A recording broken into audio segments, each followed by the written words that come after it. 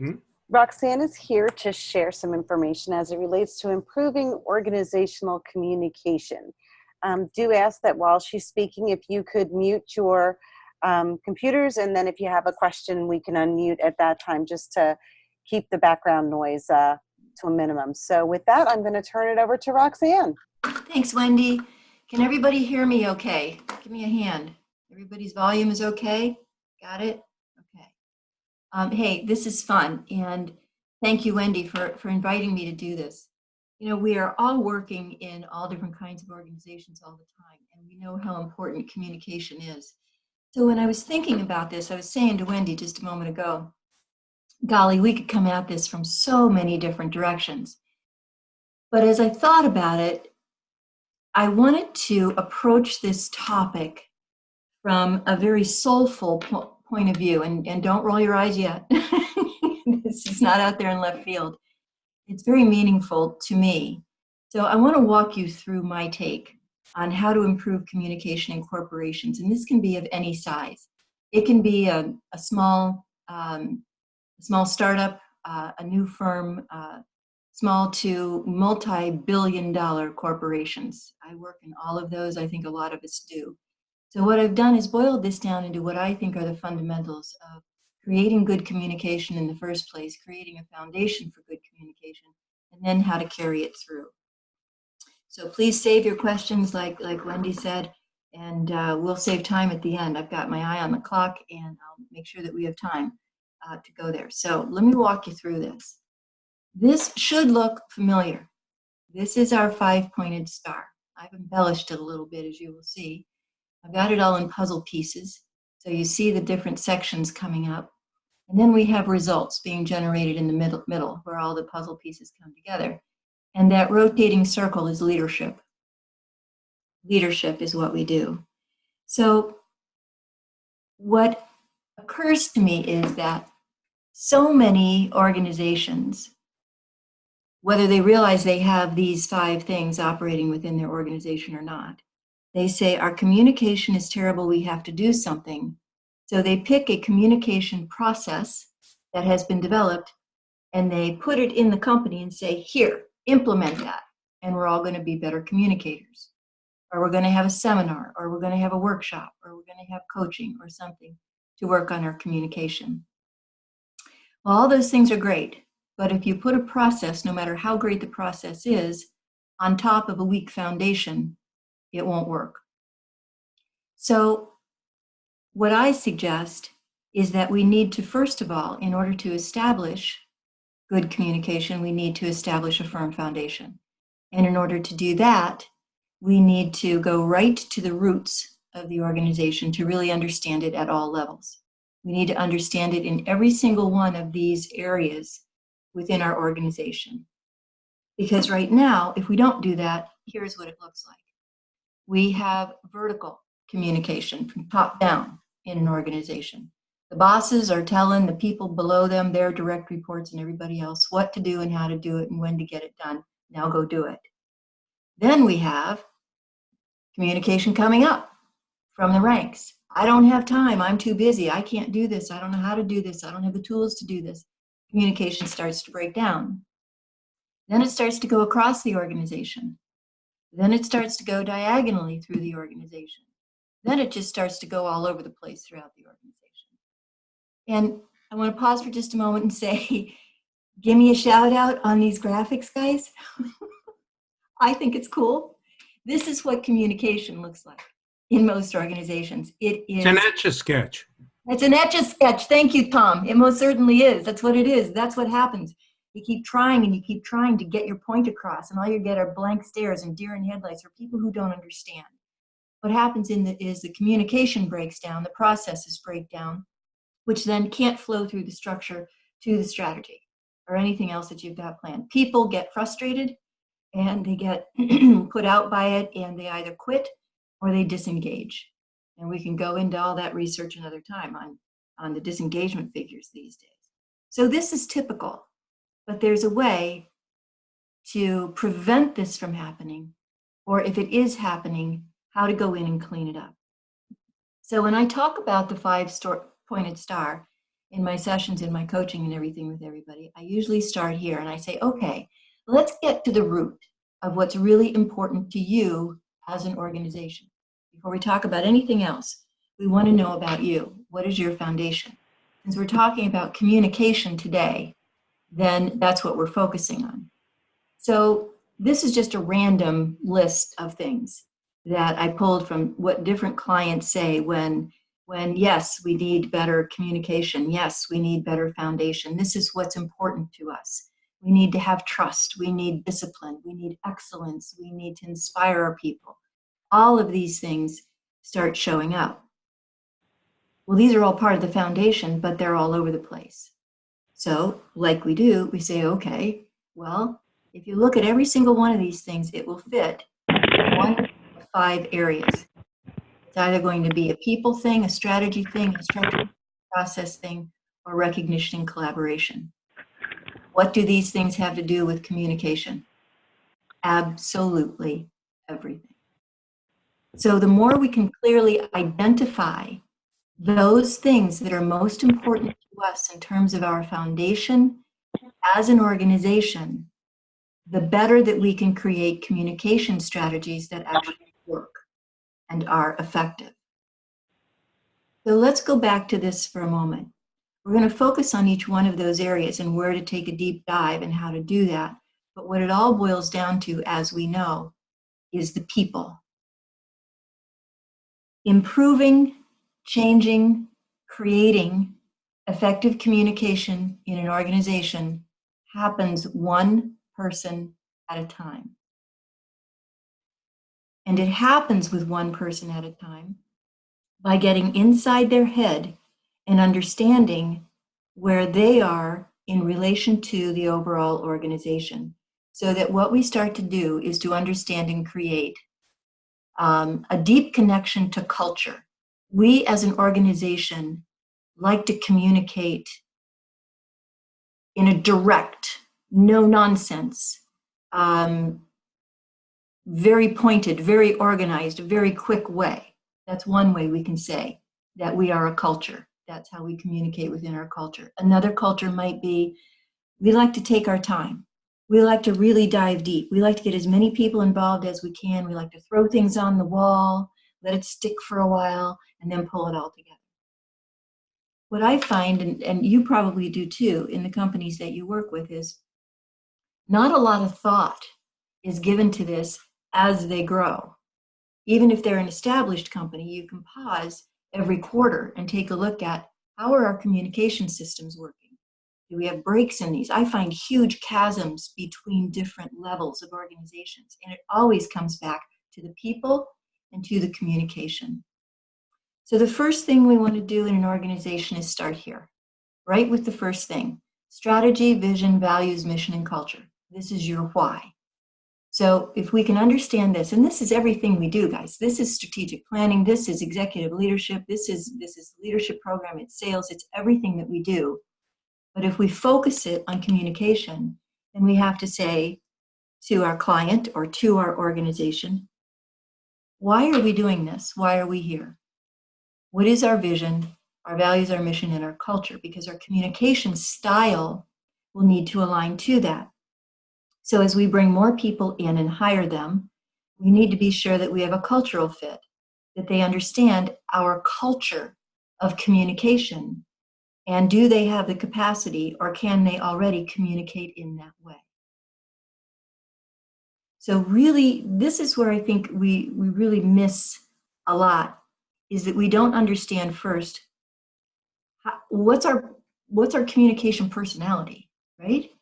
For me, as an individual, Roxanne, I communicate by listening a lot, asking a lot of questions, and then I get very, very connected to the people or the teams or the organizations that I am communicating with, so that I can learn their language and listen in terms of their language, so that I can then speak their language, so that we can have a more effective relationship and meet goals going forward. And that's no different than the leaders within an organization. This is what we need to help them do to improve their communication, is to listen, is to really ask questions of their constituents, of their direct reports, of bosses, of their peers, of their external partners, to really understand, how do you communicate with me? How do I communicate with you? And how do we do that better?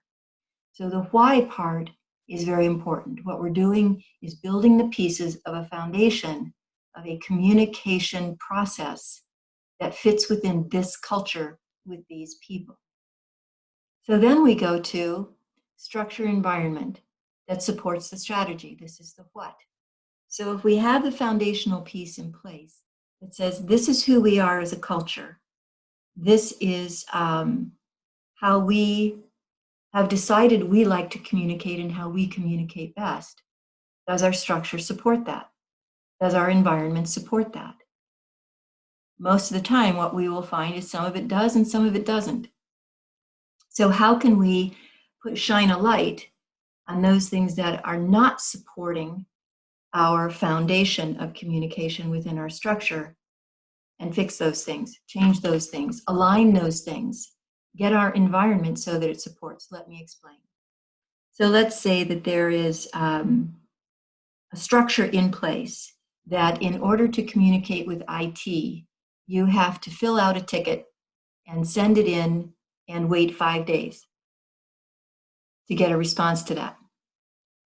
But strategically, vision-wise, you are saying as a culture, we respond quickly. We want to know what the issues are. We want to know what the problems are. We speak frankly, we speak kindly, and we get on top of it. We don't let time lag in helping our colleagues accomplish what we need to accomplish. And yet, there's a structure that has created this very impersonal and 5-day lag in getting important information through communication with one department in the organization.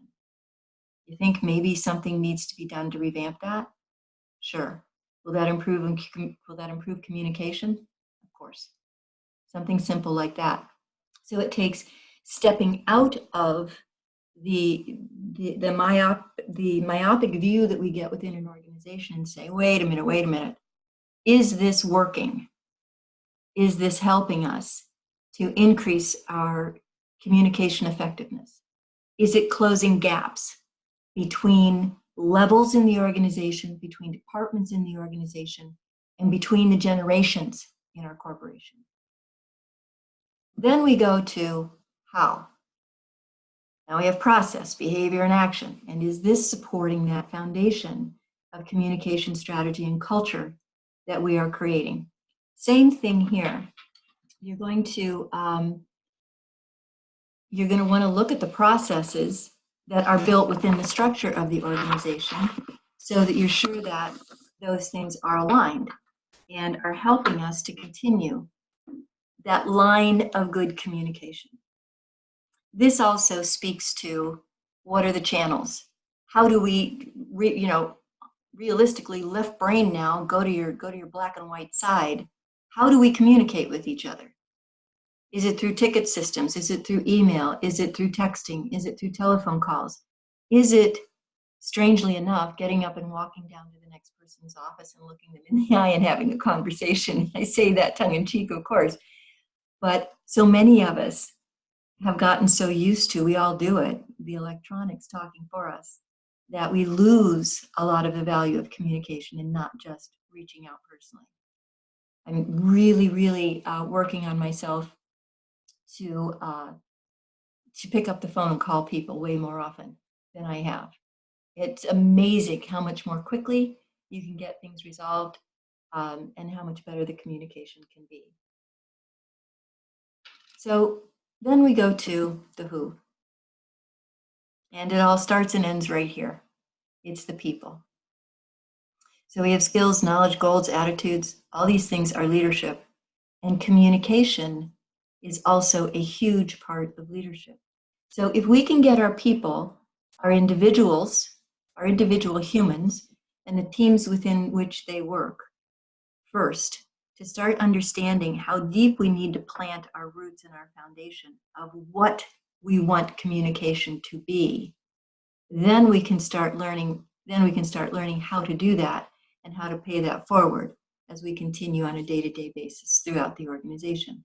So this is then where if you get the people aligned to how important this is, and you get them connected to the foundation of the culture and the way we as an organization or you as an organization want to communicate, then you can start making that happen by working with the individuals and the teams as you go through the organization.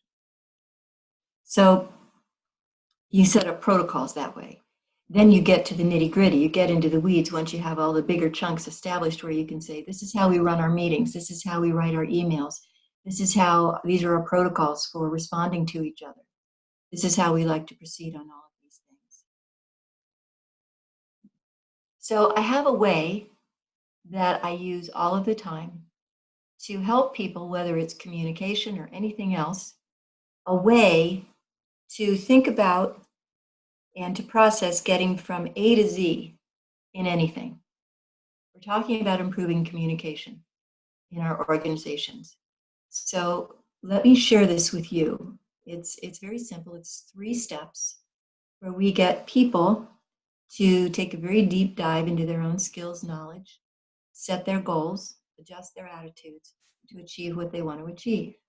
This then equals leadership and effective communication. In my experience and in my mind, you cannot have one without the other. An effective leader communicates effectively. And a person who communicates effectively is a leader, regardless of their title or their position. They are inseparable. So this is a very, very critical skill to have. And it also builds confidence when you can help people to understand this. So I've boiled this down into something that I call I to the power of 3. So let me explain what this is. We're talking about communication. Let's say we have a team within an organization that needs to improve their communication skills according to their bosses. Okay. So first we have, let me see if this will work. Oh, it doesn't. That's okay. I actually have these animated. Let me see here if this will work. Hang on. Oh, it's not going to do it on the screen. These little boxes are animations that are so cool. This is a like a starburst. This one, the one in the middle by Ignite, is a rolling ball of fire. And the one on the bottom is this really cool graphic that does a spiral of a building staircase. So just imagine those things as we go through. So if we're building communication in a team, we first need to inspire them to do that. Why do they care? We need to understand who they are. And I'm going to walk through these in just a little bit more detail in just a moment. Once we understand why they care about communication, and if they align their own communication with that of the organizational culture, then we can really get their attention. They get engaged in this, and it becomes the want to do, not the I have to do. Then we need to ignite that with strategy. We need to put a plan around it. We need to set some goals around it. We need to challenge the status quo. We need to enable ourselves and others to be able to act on these things with the tool and skills that we need. And then we need to actually do it. We need to take the action, the impact. So this is what it looks like. It's just a simple I to the power of 3 I's.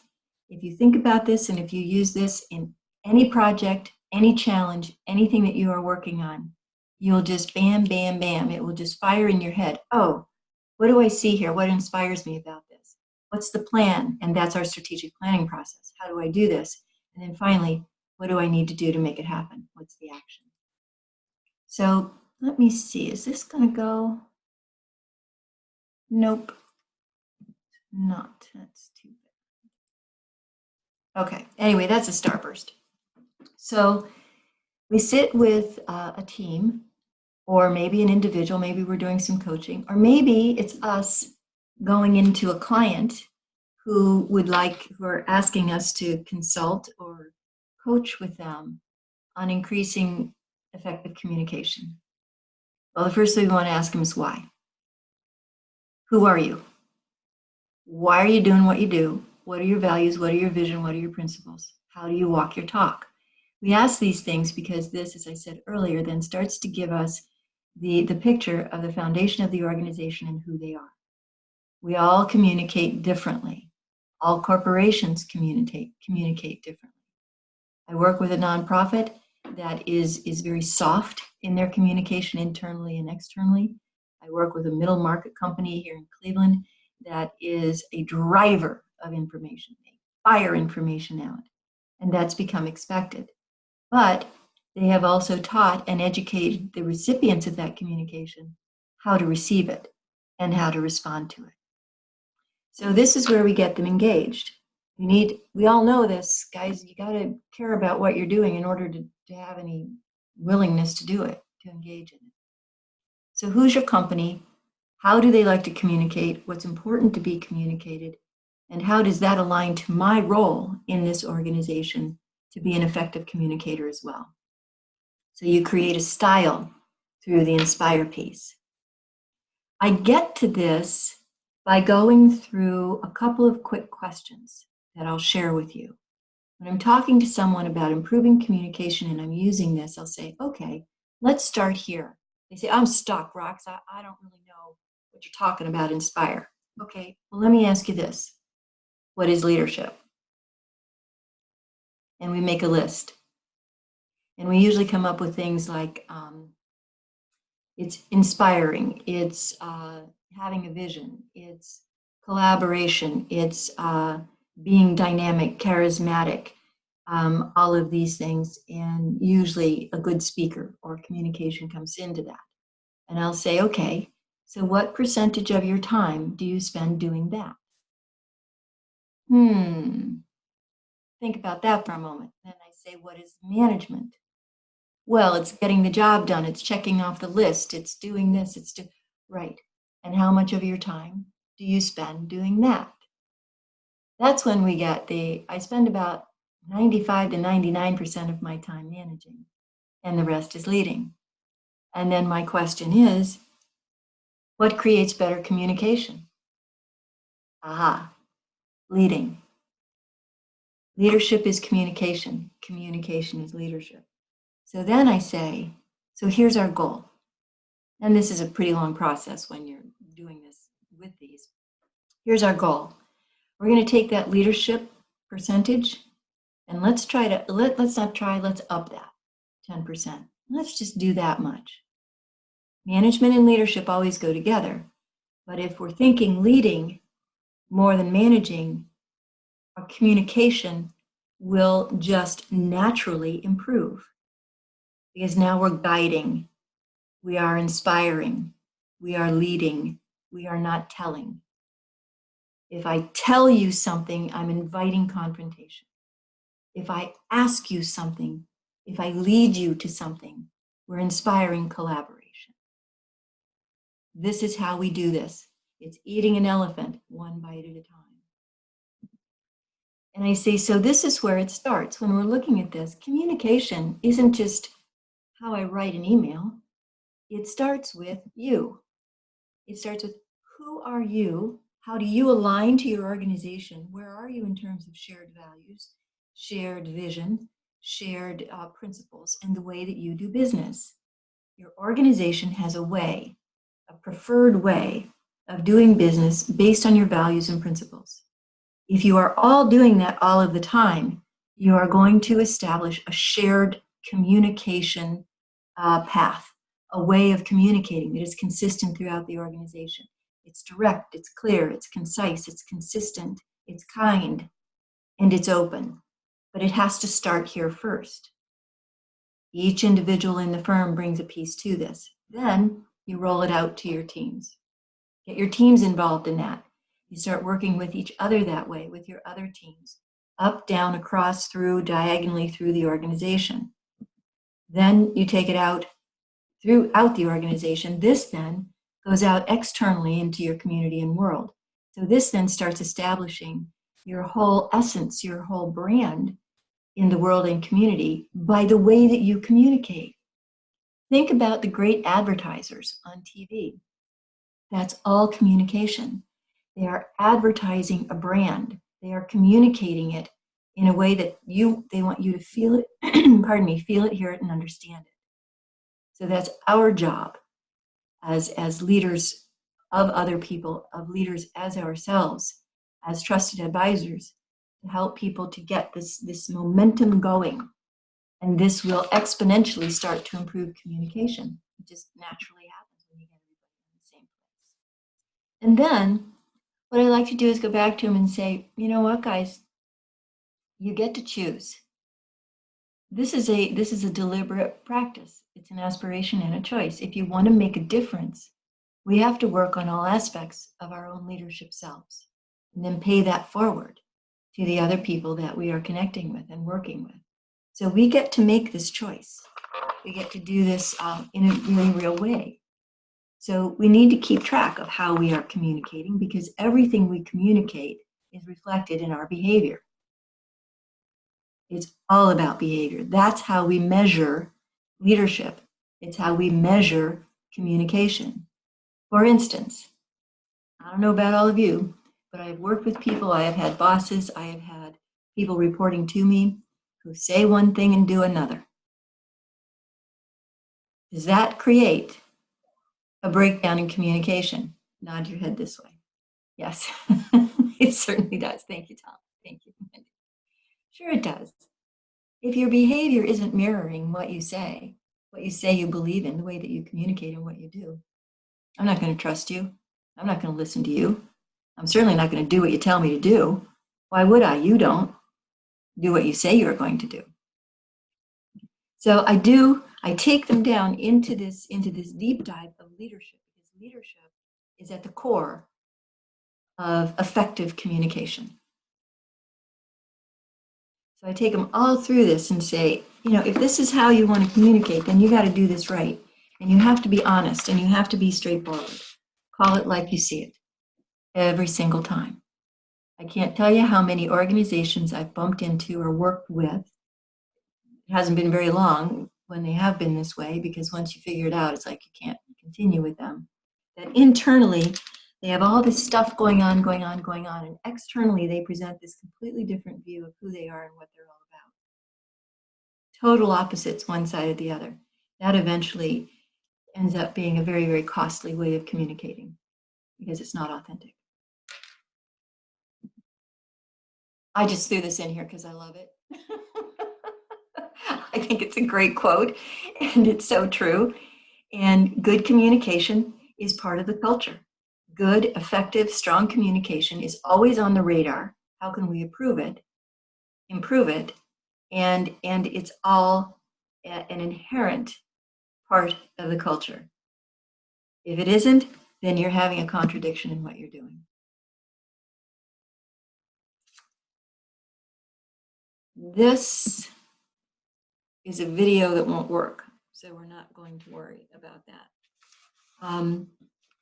So now we go back to these and we say, okay, now we need to do something with this. So now we get it. We need to care about the way we communicate. We really need to think about how we communicate. We need to be very conscious and purposeful. We need to be on purpose with this. Now we need strategy around it. So what kind of communication strategies do we want to create within our organization that align to our vision, values, and principles? This is where you get into the weeds, where you start developing those strategies, the planning, challenging the current processes, and enabling other people to step out of their comfort zones and start testing other ways to communicate that are more effective and have a better result. So you need to create strategies around the way that meetings are run, that emails are run, that calendars are managed, planned, and communicated. I had a client that had a horrible, horrible issue because their calendars were open to everybody in the organization. So anybody could go into your calendar and put a meeting on your calendar. And then what they started doing was putting them on top of things that they had already had planned. And every meeting was 1 hour long. So you would go from a meeting to 9 to 10 and then be late to your 10 o'clock meeting. And seriously, guys, I'm talking to a group of executives, and it's a conundrum. They're going, Rox, we just don't know how to fix that. So I said, as seriously and with the greatest respect that I could, why don't you have 45-minute meetings? What? Can Outlook do that? I said, yes, it can. Yes, it can. You can do that. So it's simple things sometimes. And I don't mean to be disrespectful. We just get so caught up in the programming of something that we forget it's a process, and it's a process we can change it. I remember, and Wendy, I don't know if you remember this or not, you probably do. On my first visit back with the old company, way back when I went to Reading and we were learning all of our stuff in Fast Start, I don't remember who it was. Wendy, it might have even been you, or it might have been Tammy, said, never refer to what we do as programs. And by the way, I never have since that day. These are processes. There's a difference. There's a huge difference. Communication is a process. There are lots of communication programs out there. There are lots of leadership programs out there. What we need to get to is process, because process is flowing. It's not set in stone. It's something that we see where we have been, where we are, and where we are going. And we can create a process around that that allows us to improve and grow and to expand. So we ignite it with something. We ignite it with good planning, with getting a strategy in place aligned to vision.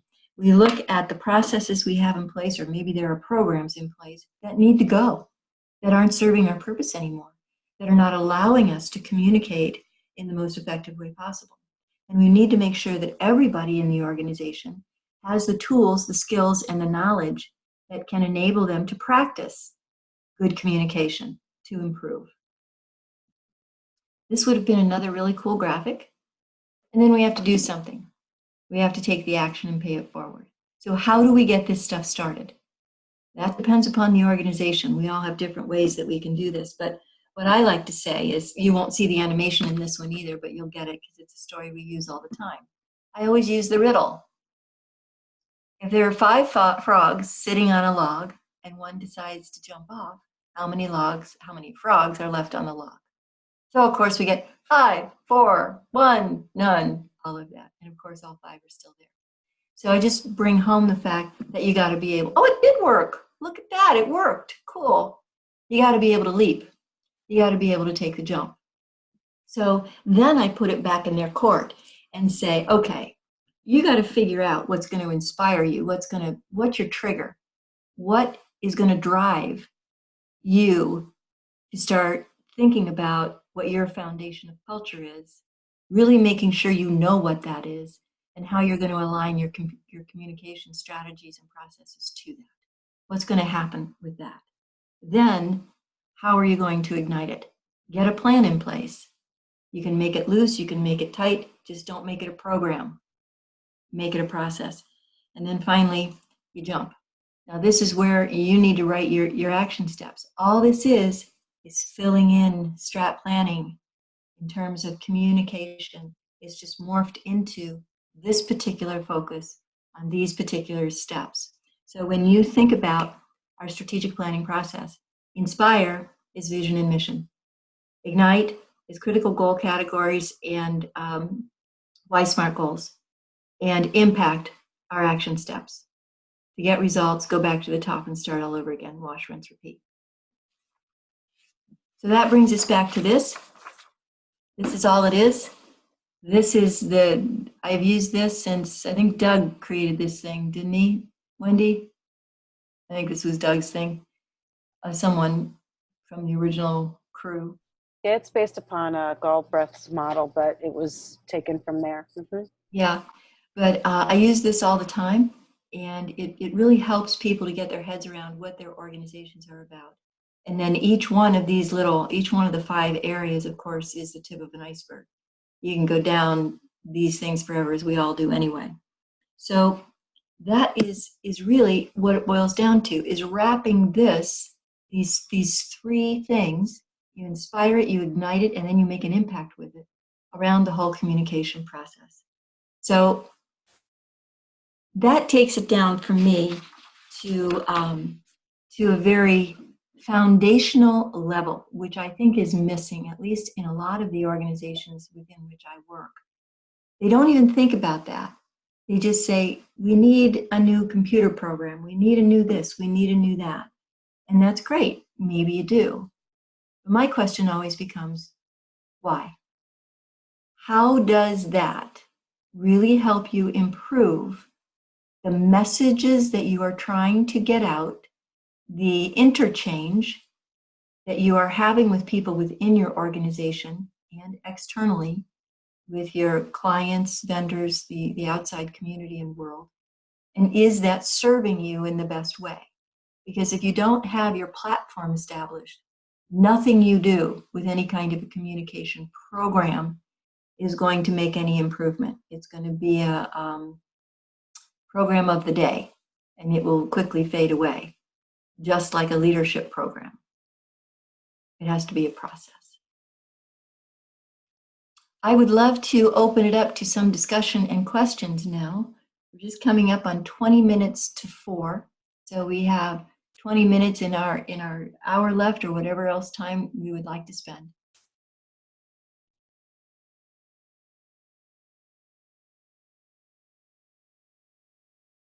Roxanne, I'll start with a couple comments and then a question. One of the first things I wrote down is that I don't use the star, and I thought maybe I should, because I was wondering how you got beyond that. I used whatever the other measurement was, and I went straight to strategic planning, leadership management, which became team leadership, which is what I do, and then of course sales training. So I was wondering, so we'll come back to that one, of how you sell beyond, because I do sell mostly strategic plans, as you're aware. So we'll come back to that question. Recognition and collaboration, when you went through the 5 points, you hit on the 4. I did. Not recognition and collaboration. Any reason? Yeah, I forgot to. I was wondering, I'm saying, did I do something? Because that really helps with communication. It does, Tom. I'm sorry. You're absolutely right. I walked right past that one. I was so caught up in the whole process. Yes, absolutely. That's a huge part of it, because when you have accomplished effective communication, then the collaboration increases, and recognizing and acknowledging and encouraging people for continuing, that is huge. That's what pays it forward. You're absolutely right. Thank you for that. Yeah, that's just okay. I said, I missed one somehow. I missed one. I see. I understand. If it's the last time you and I ever do that, we'll be happy. So, no issue whatsoever. I do, in fact, use Culture Eats Strategy for breakfast. And the more I've been doing this, I'm in my 10th year now, or 11th year, I realized that the strategy is key. So Wendy, you were one of my teachers with Hertlinger when we went through Fast Start Learning. I don't know if you made it that strong a point, but the more I've gone through these past 10 years, the more I see that the culture is really an issue, and the culture gets around vision and values and walking the walk and talking the talk, as Roxanne said. So I don't know if that's something you want to talk about or think about for when you do whatever the version of Fast Start Learning is nowadays, but it really makes a huge difference because people don't have a culture, they don't get as attached to it, and you have to be consistent, right, Roxanne? Absolutely, Tom, absolutely.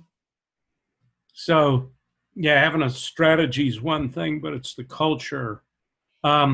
I was looking forward, because your last Power Summit, you had I to the third, and I didn't quite get it. So now good. Oh, good. Yeah, that's become the framework. Everything that I do fits within this I3 model now. Everything, because it's just become a part of the way that I think about things, and it's very streamlined. So speaking of culture, just to elaborate on that for a moment, Tom, and I hope I'm not interrupting you. So no, go ahead.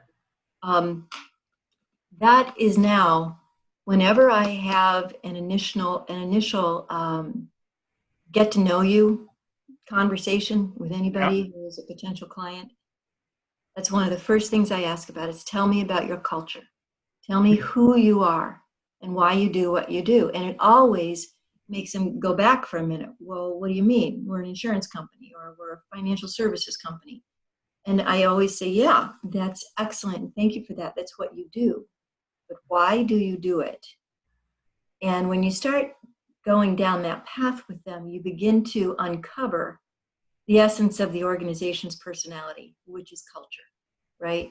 And there's so many different things about that. So when we go in and do our work, when we have a deep understanding, or at least for me, I have to have that deep understanding of their culture so that I can speak their language going in. Once I get my head around that, then the conversation becomes much more engaged and much richer.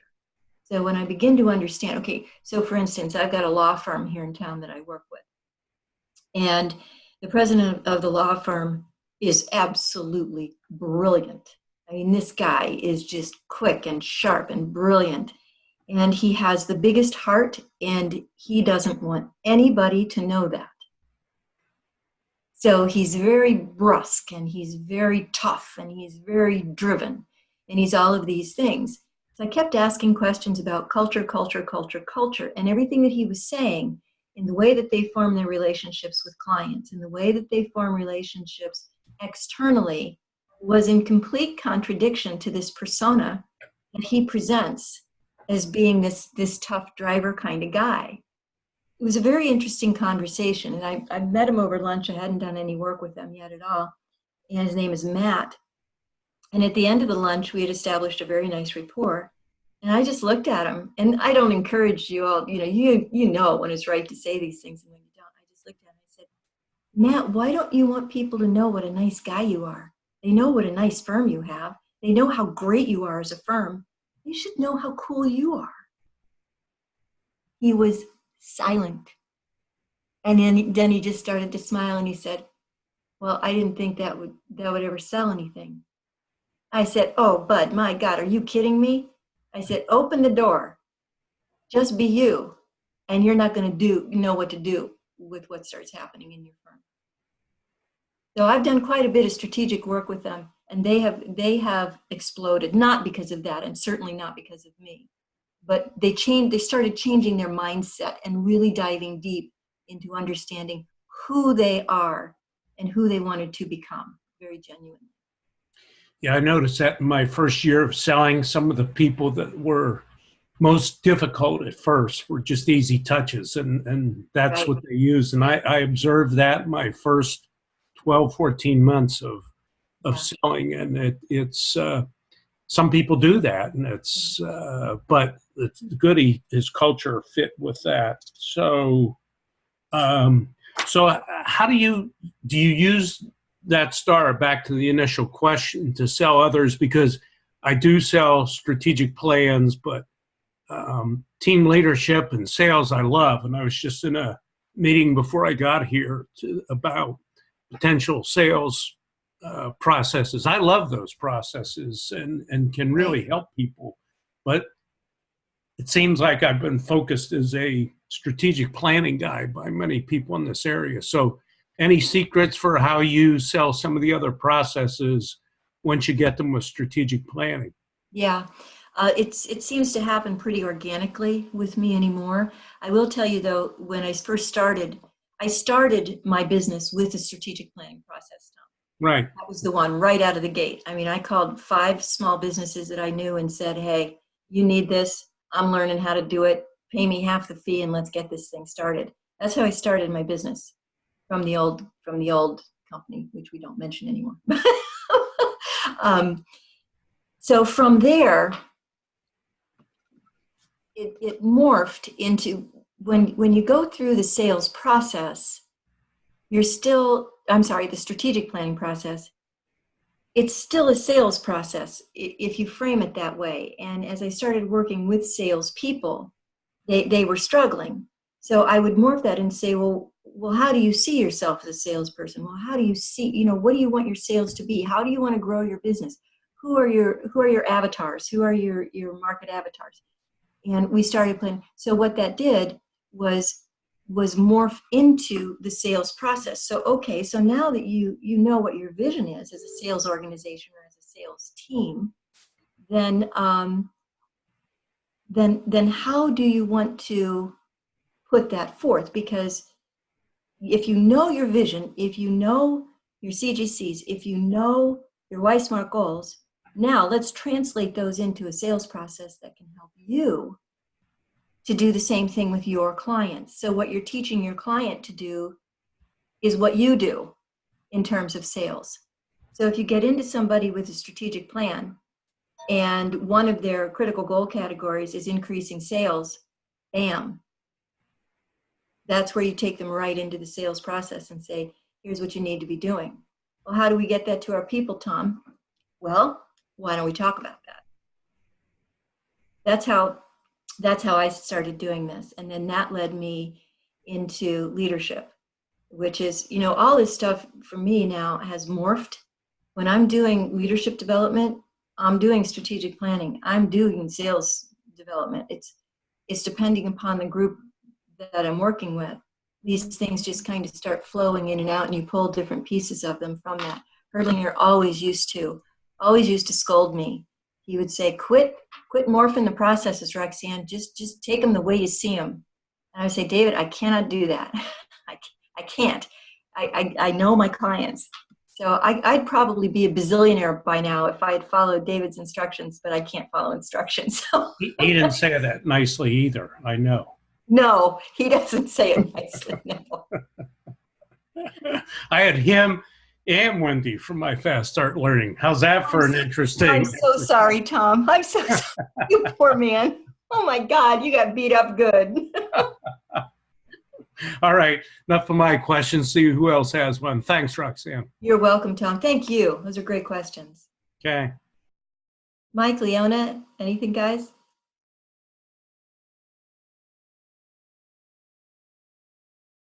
So I'll pull a culture string, right? So when I was at Lockheed Martin, we paid some consultants a huge amount of money to basically come in and there's a set of books they had that was like, change the culture, change the something, the company. And for the most part, it didn't work, right? I mean, it was just too much. It in theory started at the top, but those guys spent 30 minutes with it and said, yeah, go out to the bottom and do everything. And it didn't really change the fundamental culture, behavior, or whatever of the company. And so I noticed that Trusted Advisors does not have a culture improvement program or anything that says culture in it per se, right? And I'm pretty sure I can detect culture, but I don't think I can write down the measures, right? So like I can go into a company where the culture is dishonest, where the culture is abusive, where the culture is disrespectful. And it doesn't take very long, 15, 20 minutes and you got it, right? And then you go into other companies and I got one as a client, and these are the nicest people. They got, every time there's a job opening, they never advertise because their friends tell their friends and people just come in. They're very supportive. They're all, by the way, pretty low D and mostly low I, so they're very high S, but they're in a medical product business. And so they need to be that way, I think. But I can tell the culture is different. But if I had to write down on a scale like, okay, high culture, low culture, good culture, bad culture, I don't know how to do that. So do you have any hints about that, or is there a reference material that does that? And then the next question is, okay, suppose you have a company with really bad culture. What's the program that changes that? Or is it just like leadership or strategy with a focus on culture? Yeah, those are great questions. I do not have a tool to measure culture. And I think it would be, I'm sure there must be something out there that does that. Maybe Wendy knows, but I haven't looked for anything like that, simply because the culture thing is so fundamental to the discovery process that it's usually just a Q&A. And it's not about, Mike, it's not about it's a good culture or bad culture. I mean, yeah, there are dishonest cultures, there's all that, and that's bad. But I don't really approach it that way. I just like to have an understanding. For instance, one organization that I'm working with right now has a very old culture. All of their executives are in their mid to late 60s and early 70s. So they are living in a culture that they created 50 years ago that the younger generations just can't even understand. And it's the way they dress and the way they talk and the way they communicate, and all of those things fall into it. So they know they have, I'm using this as an example to try to answer your question. First of all, I do not have a tool for that. I do it intuitively. But I use leadership to help get to it. And then start, because no one's going to, those cultural programs don't work because they're not doing the discovery first. They're not going in and identifying clearly what their culture is right now. What it was when it started, how it's morphed, where it is now, and where they want it to go. They haven't thought about that or figured it out. They just know that, well, we have 5 different generations in our workforce and the culture isn't working anymore. Come on in and fix it. That's why programs like that don't work, because you can't. You have to understand, first of all, what it is, what you like about it and what you don't. And if there are things that need to change, then to me, and I could be all wrong, there may be something out there that is just beautiful at making this happen. For me, I sit down with the decision makers in the organization and say, what do you love about your culture? What don't you love about your culture? What's getting in your way? How are you shooting yourself in the foot? What are the challenges you're putting up in front of yourselves in regard to this? And what do you want it to be? Okay, so we get to how they want it to be. And then my next question is, how are you going to get there? And that's when they say, I don't know, that's why we hired you. And I'll say, you get there through leadership. You got to develop your leaders. In a way, they're the folks that are stepping into your shoes. What do you want that to look like? And then we dig down deep and go through the leadership development. I don't know if that's answered any of your questions, but I don't know if there's a program out there that we can use that can make that easier. To me, it's an inherent part of the strategy process and the leadership process. Yeah, thank you. There's some good hints there. I'm still looking for that. I know. I don't know. When you quote Peter Drucker and you say culture eats strategy for breakfast, it's like, well, what does that really mean? Yeah. Humma, right? Right. Well, if you ask that of this one CEO in this one big company, he would say, because we can have all the strategy written on a wall, written in all these documents, all these spreadsheets, we can have all the strategy you want. But if an opportunity comes up, and I, as the CEO of this company, know that it's an opportunity that's good for the company, I will jump on it, whether it's within the strategy or not, because that's our culture. That's what he would say. In translation, he's leading the culture of the organization, which this has backfired on him a few times, but he's modeling the way to say, if you see an opportunity that you know is going to be beneficial to the company, take it. It doesn't have to be in a strategic plan to do it. He's giving them freedom to make those kinds of decisions on behalf of the company, because that's the culture he has created. Go ahead. Sounds like a DISC assessment of the company, right? If you're high D, there you go. Like that guy, that's the culture, right? And, right. And if you're kind of a low I, high S, that's a different culture, right? Right. Or imagine a high I culture, right? I got some of those too. Yeah. So since I'm a low I, I'll say that's where everybody talks about themselves and listens to nobody, but that's another Yeah. They also have a pretty strong impact and influence on others, good, bad, or indifferent, they do. You're muted, Wendy. I see your lips moving, but we can't hear you. Sorry about that. We also have the culture chapter coming out in October at October Power Summit as well. So that'll go into a little bit more detail to use some text to help organizations begin to look at what does that mean. Not saying whether it's a good or a bad, not using those judgmental words. Right, right. So what I'm wondering is maybe with some of the affiliates, this might be a really, really good roundtable to have this conversation about how do we really get our arms around the cultural work that we're doing And how can we put that into a process that we can share with our other affiliates? And I'd be happy to engage in something like that.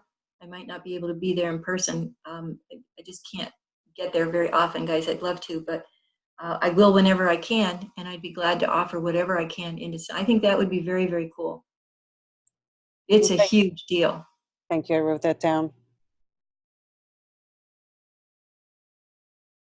And I would just add, Roxanne, that when that culture chapter comes out, that the communication chapter goes right with it. Oh, yeah. Right together. And especially, you answered a lot of what was spinning in my head about the multi-generational culture and that multi-generational communication and the complexity of that. Mm-hmm. And so, I think it's tough to get around. I'm just seeing it right now in our church. Yeah. You have the different generations, the different ways of thinking, the culture. I don't know what the culture is because we have so many different generations in it. And the communication style being just really a problem right now. To wrap our brains around how best to resolve this. Yeah, that's a really good point, Leona. And it's in every organization that we see. I do these, I need to be sure I have all of your emails and I will send this to you. I do these little videos. They're 1 to 2 minute videos. They're just little leadership nuggets. And I just did one on what I am calling generational intelligence. And what I say in that little video is this is one simple thing. We can't bite off that whole elephant and eat it, but there's one simple thing I find that if we just change our mindset, instead of saying, oh my God, the millennials, or oh my God, the baby boomers, or oh my God, this, that, or the other, instead of doing that, if we change our attitude to say, today, I'm going to speak to one person who is not of my generation and ask them to share with me a bit of their story so that I can learn more about where they come from and what they think and why they think it. I want to have that conversation. If we could all do that with people in all and just learn from each other, we would grow our own intelligence so greatly. Absolutely. And in our church now, we are studying a book called Growing Young, which I think for our church it's powerful, but for all organizations, and I think it's exactly what you said, Roxanne, is engaging with the generation. The older generation engaging with the younger generation. Right. Loving and celebrating our uniqueness because they're powerful. They're powerfully unique. In every generation, we have something to offer. That's right, but we have to go to those conversations with an open mind, with curiosity, full of questions. Yeah. Tell me more. I want to understand more. Exactly. Yeah, it would change organizationals at a cellular level if we could get more people to do that. Yeah, exciting stuff. Yeah. So the generational divide we've always had, right? I can imagine around 1460, right after the printing press came out, the older adults always complaining about the kids with their nose in a piece of paper reading all the time, right? For crying out loud, they don't memorize anything anymore. Right? And then you go forward to the 1950s when the transistor radio came out in the early 60s. I remember my dad complaining about these people. All they had is that stupid radio ear all the time. And then when the cell phone came out, my dad again, that SOB is just showing off. He's not talking to anybody. Right. We just got to pretend, right? And so we've always had it, right? I remember when my dad got one of his first cell phones. My God, it looked like a bathtub. Yeah. It was so big. So I have declared myself an MIT, by the way, Millennial in Training. Ah, very nice. I love that. I don't quite do Snapchat yet, but I'm getting there, Good for you, man. You're way ahead of me. Thanks, guys. That was a great conversation. I really appreciate your engagement and being here and all your super duper great questions. I hope you took away a nugget or two.